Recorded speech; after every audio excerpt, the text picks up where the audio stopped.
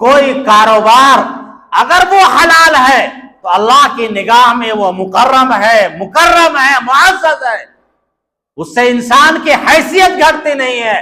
لیکن اگر آپ کا کاروبار، ہمارا کاروبار بہت اعلیٰ ہے، لیکن اگر مال حرام سے وہ ہوا ہے، وہ لعنت والا ہے، اسے معزز نہیں کہا جائے گا، چاہے ہماری نگاہ میں وہ معزز بن جائے، لیکن اللہ کے نگاہ میں وہ معزز نہیں بن سکتا۔ فوریکس بیچ کر کے اگر ہم نے 5 منزلہ عمارت بنا لی، BMW گاڑی ہم نے خرید لیا، اور عالی شان سب کچھ ہمارے پاس موجود ہے، اور افیون کا کاروبار ہم کرتے ہیں، اگر ہم نشہ کا کاروبار کرتے ہیں، وہ زندگی، وہ کاروبار پہ اللہ کی لعنت ہے۔ لیکن وہ اگر سبزیوں کو بیچ کر کے، لوہار کا کام کر کے، بکریوں کو بیچ کر کے، مرغیوں کو پال کر کے، مرغیوں کو انڈوں کا بیچ کر کے اگر وہ زندگی گزارتا ہے اور وہ فاقے کی زندگی گزارتا ہے، اللہ کے نزدیک اتنا مقرب ہے کہ نبی علیہ الصلوۃ والسلام نے ارشاد فرمایا، کچھ اللہ کے بندے ایسے ہوں گے جب اگر وہ دروازوں پہ چاہے تو دھکا دے دیا جائے، اگر وہ نکاح کا پیغام بھیجے تو نکاح کا پیغام اس کا قبول نہ کیا جائے، لیکن اللہ کے ہاں اتنا بڑا مقام ہوتا ہے کہ اگر کسی بات کو قسم کھا لے تو اللہ اس کی قسم کو پوری کر دیتا ہے۔ الله وجوها لم تزل مثل السحاب من وريد القلب تروي عندما كل اب اللہ نے انسان کو جو پیدا کیا تو اللہ نے اسباب بھی رکھے، تو اسباب 2 طرح کے رکھے، ایک حلال ایک حرام۔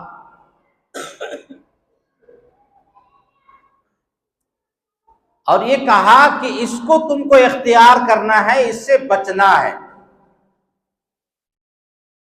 بسا اوقات حرام چیزوں میں بہت زیادہ لذت ہوتی ہے،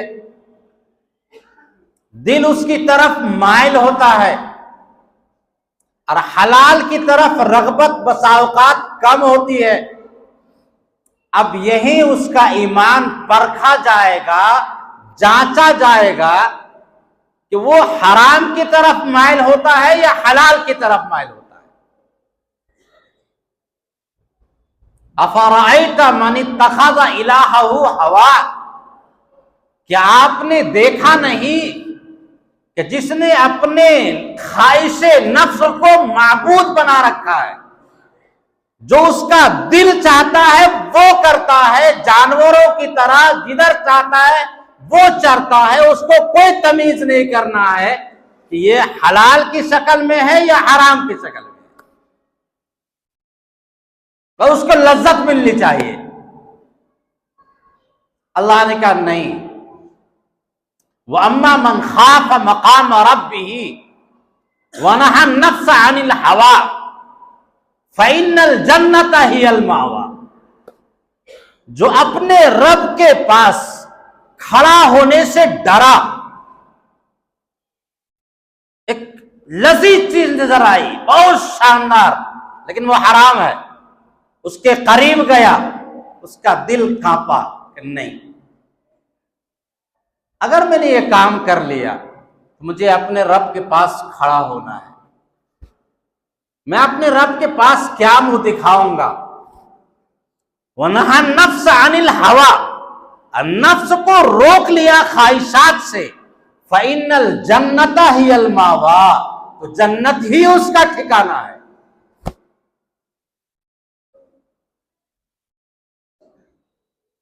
لیکن اگر ایسا نہیں کیا، اپنے رب کے پاس کھڑے ہونے سے ڈرا نہیں، خواہش نفس کو ناجائز چیزوں پر عمل کرنے سے روکا نہیں، تو اس کا ٹھکانہ جہنم ہے۔ تو اللہ نے 2 اسباب پیدا کیے، ایک حلال بنایا ایک حرام بنایا، جگہ بھی اللہ نے 2 بنائی ہے، ایک حلال، ایک جنت بنائی ایک جہنم بنائی۔ اب اگر دنیا میں انسان حلال کو اختیار کرتا ہے،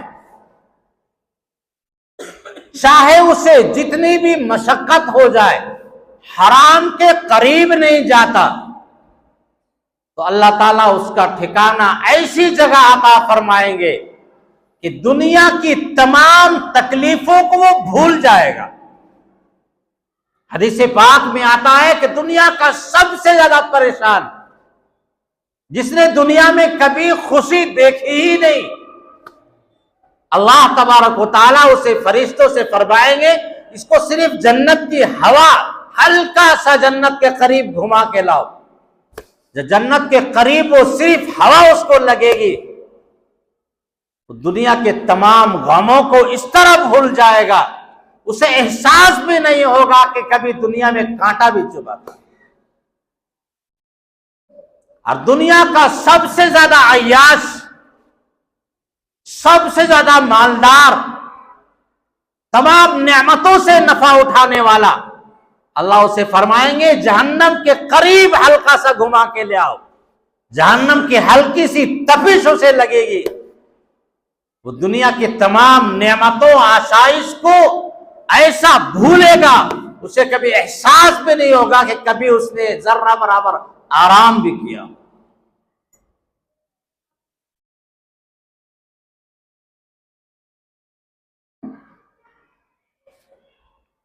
تو اصل ہمارا ٹھکانہ یہ آخرت کا ٹھکانہ ہے۔ دنیا یہ ہمارے لیے امتحان گاہ ہے۔ خلق الموت والحیات لیبلوکم ایکم احسن عملا، اللہ نے حیات اور موت کو پیدا کیا ہے، یہ زندگی اللہ نے ہمیں عطا فرمائی، پھر اللہ ہمیں موت دے گا، لیبلوکم ایکم احسن عملا، تاکہ اللہ یہ دیکھے پرکھے کہ تم میں سے کون اچھا عمل کرتا ہے۔ یہ اللہ نے ہمیں حیات اس لیے نہیں دی ہے کہ ہم صرف عیاشیوں میں لگے رہے، نعمتوں میں لگے رہے، نافرمانیوں میں لگے رہے، خواہشات پر عمل کرتے رہے، جو دل میں آیا وہ سب کرتے رہے۔ اس لیے اللہ نے ہمیں صحت نہیں عطا فرمائی، اس لیے اللہ نے جوانی عطا نہیں فرمائی، اس لیے اللہ نے ہمیں آنکھیں عطا نہیں فرمائی، یہ ہاتھوں میں قوت اللہ نے اس لیے نہیں عطا فرمائی کہ ہم جس طرح چاہے جہاں چاہے ہاتھ کو بڑھاتے رہے، بلکہ اللہ نے ہاتھ ہمیں اسی لیے دیا، جسم اسی لیے دیا، طاقت اسی لیے عطا فرمائی، جوانی اسی لیے عطا فرمائی، لیبلوکم ایکم احسن عملا، تاکہ اللہ دیکھے تم میں سے کون اچھا عمل کرتا کون برا عمل کرتا ہے۔ حدیث پاک میں آتا ہے رسول اللہ صلی اللہ علیہ وسلم نے ارشاد فرمایا کسی انسان کا قدم بڑھ نہیں سکتا، کسی انسان کا قدم بڑھ نہیں سکتا جب تک کہ 5 چیزوں کا وہ جواب نہیں دے دے گا۔ لا تزول قدم ابن آدم من عند ربه حتى يسأل عن 5، کل قیامت کے دن کتنوں بھاگنا چاہے گا، نہیں، یوں جکڑ جائے گا، 5 کا جواب دو، اس کے بعد آگے چلے گا مرحلہ، ہر ایک کے ساتھ یہ معاملہ پیش آئے گا، 5 چیزوں کا جواب دینا ہی پڑے گا، اس کا سوال پہلے سے آؤٹ ہے، اس کی جواب کی تیاری ہر ایک کو کر لینی پڑے گی۔ ان عمرہ فیما افنا، عمر کو تم نے کہاں ضائع کیا؟ یہ 60 سال 70 سال 80 سال 90 سال ہم نے تم کو دیا تھا، تم نے کہاں کہاں اس کو استعمال کیا؟ ہمارے پاس تو 5 منٹ کا حساب نہیں ہے، 80 اور 90 سال کا حساب اللہ کے پاس دینا، ایک ایک سانس کا حساب دینا، ایک ایک آنکھوں کی پلکوں کا حساب دینا، قدم کا حساب دینا، زبان کی حرکتوں کا حساب دینا، دل میں آنے والے جلانے والے خیالات کا حساب دینا، کس کے بس کا ہے؟ ہم تصور نہیں کر سکتے ہیں۔ اللہ فرماتے ہیں، نبی علیہ الصلوۃ والسلام فرماتے ہیں، جب تک کہ اپنی عمر کا جواب نہیں دے دے گا، فیما افنا، کہاں اس نے ضائع کیا، کہاں اس نے لگایا ہے، تب تک کہ اس کا قدم آگے نہیں بڑھ سکتا۔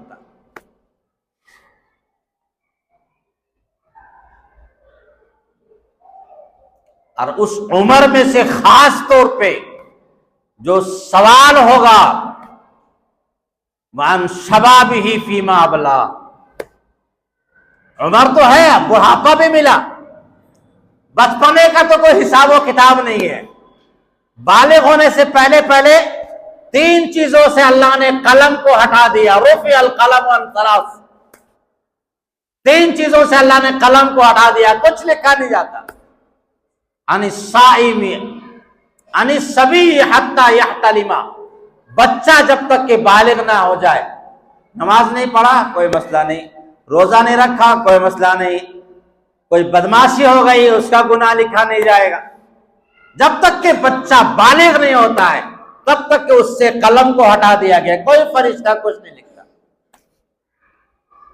وعن المجنون حتی افاق، اور پاگل جب تک کہ ٹھیک نہیں ہو جائے، جو مکمل پاگل ہو گیا کچھ بھی کرے گا قلم اس سے ہٹا دیا گیا. رفع القلم، کوئی فرشتہ نہ دایاں نہ بایاں، کوئی لکھنے والا نہیں. وعن النائم حتی یستیقظ، اور سونے والا جب تک کہ وہ بیدار نہیں ہو جاتا ہے، نیند کی حالت میں، مکمل بے خبری کی حالت میں، جو چاہے وہ گالی بکے کچھ بھی کرے، کچھ فرشتے اس کو لکھتے نہیں. اس کا مطلب یہ نہیں کہ ہم نیند میں ہے اور آدھی کام چروول نیند میں ہے اور بیوی کو طلاق بھی دے دیا بولا ہم نیند میں تھے، ایسا نہیں، مکمل نیند میں ہونا چاہیے.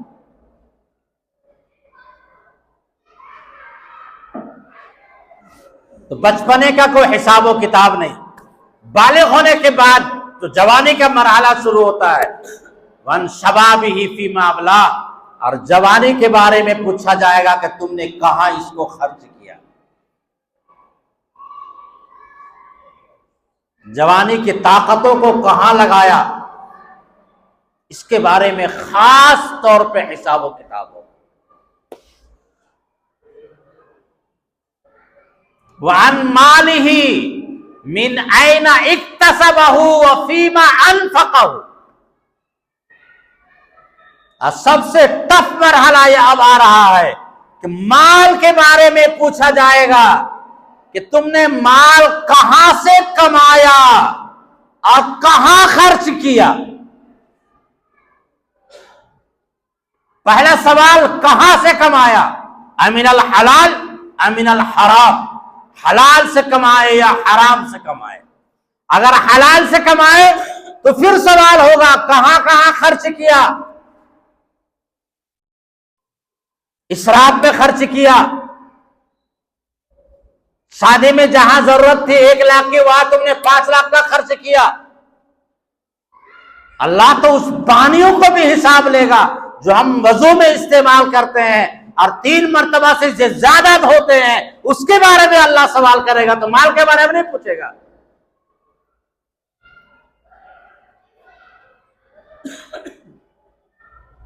مال کہاں سے کمایا. نبی علیہ الصلوۃ والسلام نے ارشاد فرمایا تمام فرائض کے بعد، نماز کے بعد، روزہ کے بعد، زکوٰۃ کے بعد، حج کے بعد، تمام فرائض کے بعد مال حلال کا تلاش کرنا ہر مومن پہ فرض ہے.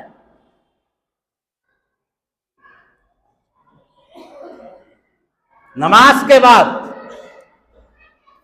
روزے کے بعد، حج کے بعد، یہ جو فرائض ہیں جو اللہ نے مقرر کر رکھے ہیں، ان فرضوں کے بعد مال حلال کا تلاش کرنا جس سے اپنے نفس، اپنے بال بچوں کی، اپنے اولاد کی، اپنے ماں باپ کے نفقے کا انتظام کر سکے، اتنا خرچ تلاش کرنا، روزی کا تلاش کرنا ہر مومن پہ فرض ہے، لیکن مال حلال ہونا چاہیے.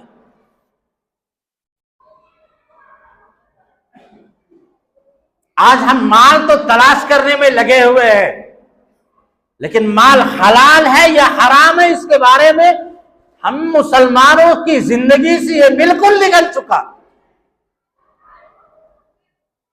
قرآن پاک میں اللہ تبارک و تعالیٰ نے 10 مقام پہ فرمایا اے ایمان والو، اے لوگو، کھاؤ حلال مال جو ہم نے تم کو عطا فرمایا ہے.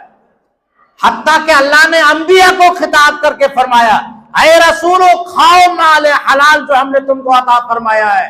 تو اللہ رسولوں کو خطاب جو کرتا ہے وہی خطاب اللہ مومنوں سے کرتا ہے، وہی خطاب اللہ لوگوں سے کرتا ہے کہ مال حلال کھاؤ. ایک لقمہ میں مال حرام اندر جانے مت دو. ایک لقمہ بھی اگر مال حرام چلا گیا 40 دن تک اس کی عبادت قبول نہیں ہوتی ہے، نماز قبول نہیں، روزہ قبول نہیں، حج قبول نہیں. ایک لقمہ بھی اگر اس کا مال حرام اندر چلا جائے.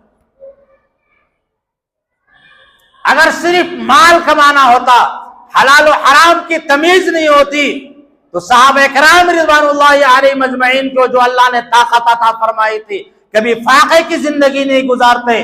حضرت عائشہ فرماتی ہے نبی علیہ الصلوۃ والسلام کے گھر میں 2 مہینے تک چولہا نہیں جلتا تھا۔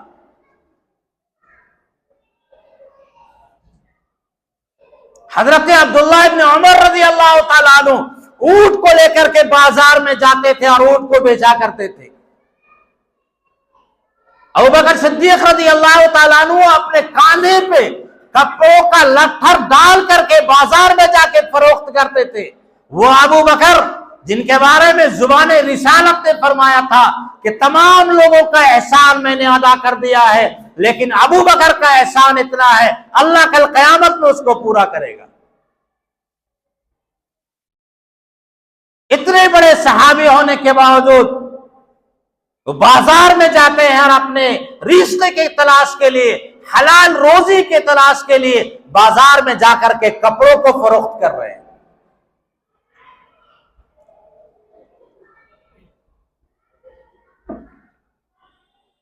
امام نسائی رحمت اللہ علیہ بکریوں کا کاروبار کرتے تھے۔ امام قدوری رحمت اللہ علیہ کے خاندان میں ہانڈی بنانے کا، جس کو ہمارے یہاں آج کیا بولتے ہیں، کمہار بولتے ہیں، قدر کے معنی ہانڈی، رزق کے تلاش کے لیے، حلال روزی کے تلاش کے لیے اتنے بڑے فقہاء اور محدثین وہ مال حلال کو تلاش کرنے کے لیے کہ مال حلال ہمارے زندگی میں آ جائے، وہ ہانڈی کو بنا تو فروخت کرتے تھے۔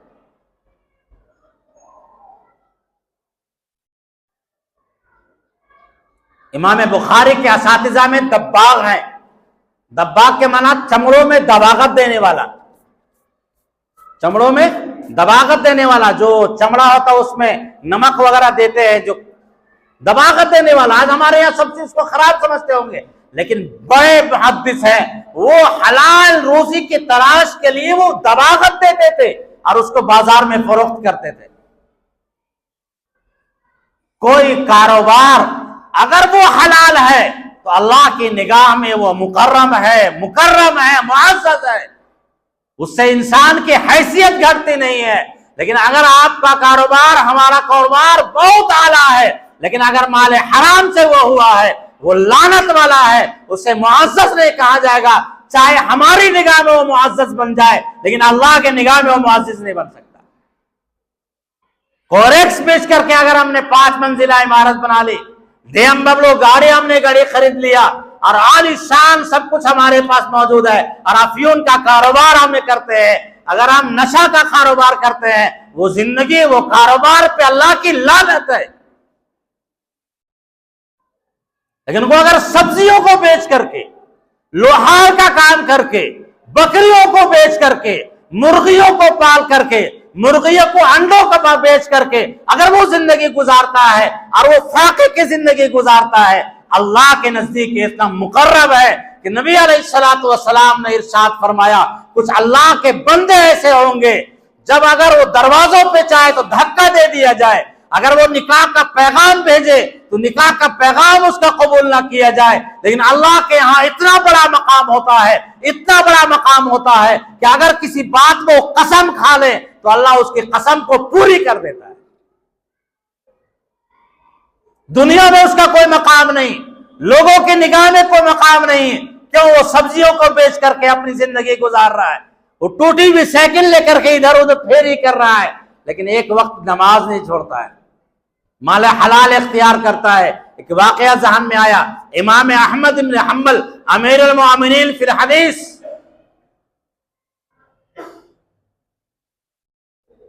ان کا ایک پڑوسی تھا لوہار۔ امام احمد بن حنبل رحمۃ اللہ علیہ کے انتقال کے کچھ دنوں کے بعد اس کا انتقال ہو گیا۔ کسی نے خواب میں دیکھا لوہار کو، پوچھا بھائی کیا ہوا تیرے ساتھ؟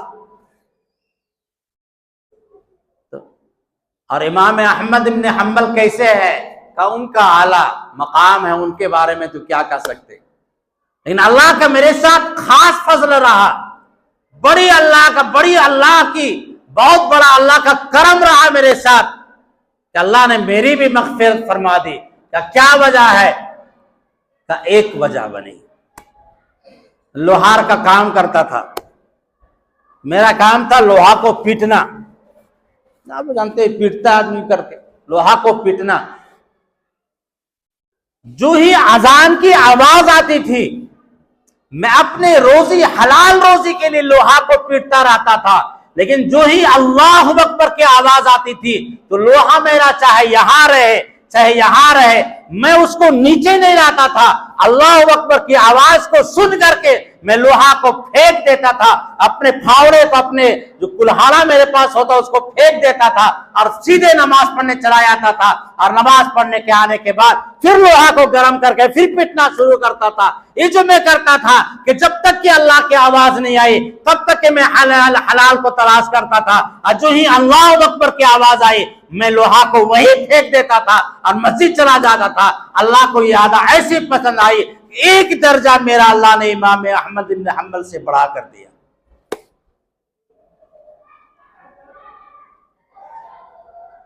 मालूम यह हुआ कि माले हलाल को अगर कोई इख्तियार करता है, अपनी जिंदगी में लाता है, तो अल्लाह उसे दुनिया में भी कामयाबी अता फरमाएंगे और आखिरत तो उसके लिए बनी ही बनी है।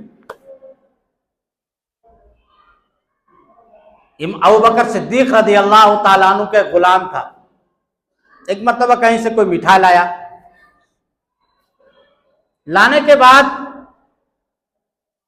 हजरत ने एक लुकमा खा लिया। तो गुलाम ने कहा कि हजरत आप रोजाना पूछा करते थे कि खाना कहां से लाए हो, आज तुमने पूछा नहीं, आज आपने पूछा नहीं। कहा मैं पूछना भूल गया, बताओ। कहा कि यह असल एक वाकया पेश आया था कि मैं जब मुसलमान नहीं था तो मैं यूं ही कहानत की बातें, गैब की बातें झूठी मूठी मिला करके बयान करता था। एक आदमी को मैंने बताया था, अटकल पच्चो इत्तिफाक से उसकी बात सही निकल गई, तो उसकी खुशी में उसने ला करके ये मुझे मिठाई दिया था। हजरत ने कहा कि तुमने मुझे तो गारत कर दिया। वो तो लुकमा अंदर चला गया। अब परेशान होकर के उंगली डाल करके उन्होंने तय करना शुरू किया। तकलीफ होने लगी, उल्टी नहीं हो रही है। लोगों ने कहा कि पानी डाल डाल के करेंगे तो हो जाएगा। जब तक के पूरा लुकमा हजरत ने उल्टी नहीं कर लिया तब तक के वो इत्मीनान से बैठे नहीं। लोगों ने फरमाया हजरत एक लुकमा के वास्ते इतनी मशक्कत बर्दाश्त करने की जरूरत क्या थी? ना, मैंने प्यारे हबीब से सुना है एक लुकमा भी माले हराम अगर जिस्म के अंदर चला जाए वो जहन्नम का मुस्तहिक है, जन्नत का मुस्तहिक नहीं है। लहबुन नबता मिनल हरामी कानल औला मिनन नार, जो गोश्त हराम से पैदा होगा वो हरामी का मुस्तहिक, जहन्नम का मुस्तहिक है, वो जन्नत का मुस्तहिक नहीं बन सकता। अगर माले हलाल हमने जमा कर लिया, और माले हलाल जमा करके सबसे मुतबर्रक जो अमल है, जहां इंसान अगर चला जाए और अल्लाह वो कबूल कर ले तो ऐसा बन जाता है जिस तरह से मां के पेट से आज पैदा हुआ हो, मासूम बच्चा बन जाता है। वो हज का अमल है। ऐसा अमल भी अगर वो करने के लिए माले हराम से अगर चला जाए तो नबी अलैहिस्सलातु वस्सलाम ने फरमाया कैफ युस्तजाब, उसकी दुआ कैसे कबूल हो सकती है? काबे की दीवार को पकड़ करके वो रो रहा है, या रब्बी कह रहा है। कैफ युस्तजाब लहमु हरामुन व मशरबु हरामुन व माकलु हरामुन व मलबसु हरामुन, उसका खाना भी हराम, उसका पीना भी हराम, उसका लिबास भी हराम। कैफ युस्तजाब, उसकी कैसे दुआ कबूल हो सकती है? साद इब्न वक़ास रज़ी अल्लाह ताला अन्हु ने फरमाया या रसूल अल्लाह, मेरे लिए आप दुआ फरमा दे, मेरे लिए आप दुआ फरमा दे कि मेरी हर दुआ कबूल हो जाए। तो फरमाया अतिब लहम तामका, हलाल खाना इख्तियार करो, हलाल खाना खाओगे अल्लाह तुम्हारी हर दुआ को कबूल फरमाएंगे। आज तो हमारा पूरा का प्लेट ही प्लेट हराम जा रहा है। अबू बकर सिद्दीक रज़ी अल्लाह ताला अन्हु तो एक लुकमा से परेशान हो गए। आज हमारा सुबह का खाना, शाम का खाना, रात का खाना पता ही नहीं वो हलाल है या हराम है, इतना अंदर जा रहा है। उसके बाद दुआ मांगते हैं अल्लाह कबूल फरमा, रहम फरमा, रहम फरमा। कैफ युस्तजाब,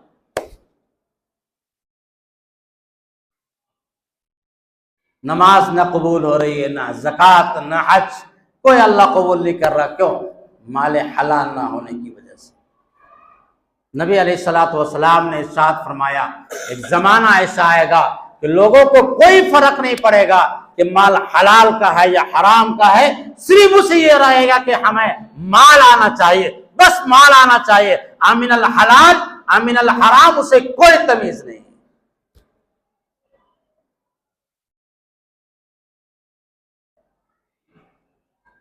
تو عبادات میں فرائض کے بعد سب سے اہم چیز جو یہ ہے کہ مال حلال کے لیے کوشش کرنا ہے، اپنی زندگی میں مال حلال کو لائیں۔